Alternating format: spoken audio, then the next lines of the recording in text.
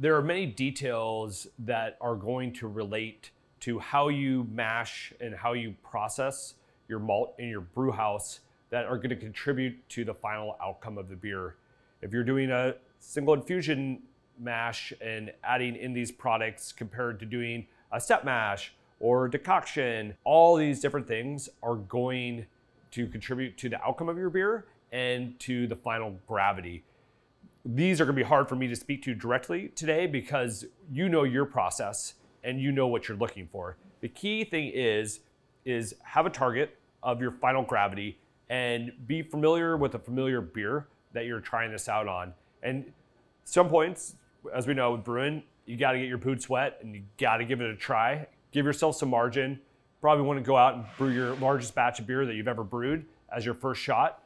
Go small and work your way up with these things. That's what we did. We found that before we even brought it over to our big brew house, we did several smaller batches with some trial and error. You're going to have trial and error, and there's no turnkey way to go about these. And you're going to find out, like if I do 15% corn adjuncts, cereal cook, and I do a step mash, it's going to affect my final gravity like this. The good news is if you're doing a step mash, right, you already have that process and you know the outcome. And so you're gonna be within probably a couple tenths of where you think you're gonna be, and it's gonna work out just fine.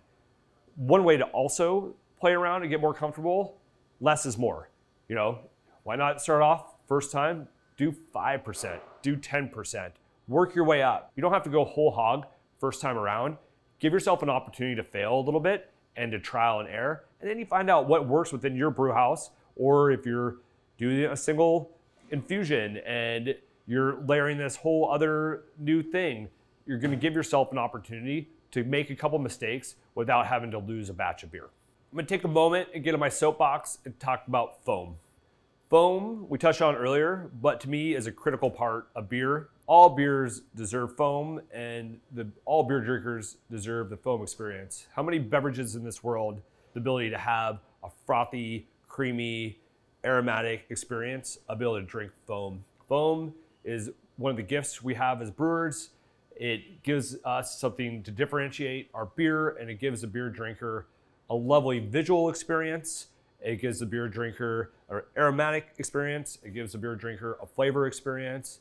And really also, it's a moment in time. The foam is displaced for moments and then is gone and should be enjoyed.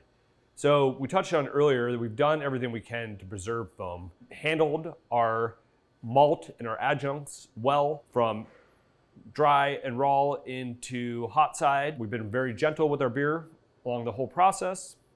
We've created mostly natural CO2 at this point. We have not let much of the CO2 escape within the process, including from a canning and kegging perspective. At Pfriem, our kegging and canning is in a pressurized environment and does not allow those volatiles to escape. And we've done everything we can to not lose any foam positives, because once those foam positives are lost, they're gone forever, and we want them to be part of the drinking experience. With adjunct brewing, you're now working with less foam positives. The adjuncts themselves work against all these lovely things we do, so we want to help them out. Luckily, we're in the modern day and we have tools at our hand. Tetra is an amazing product. It is not only an incredible foam positive product made from hops, that it is also really, really nice flavor and a way to adjust your IBUs slightly. With these beers, we have really enjoyed, and we're still just getting into the nuance of taking them up to the next level with using Tetra. We want to use Tetra gently. Tetra itself comes with instructions, usage, and ratios, but an easy way to look at it is you only want to use it in a range that will increase your IBUs by 2 to 4. If you start getting to 5, 6 IBUs from your Tetra, you will start bringing in metallic flavors into your beer that will reduce some of the positives that you get from the foam.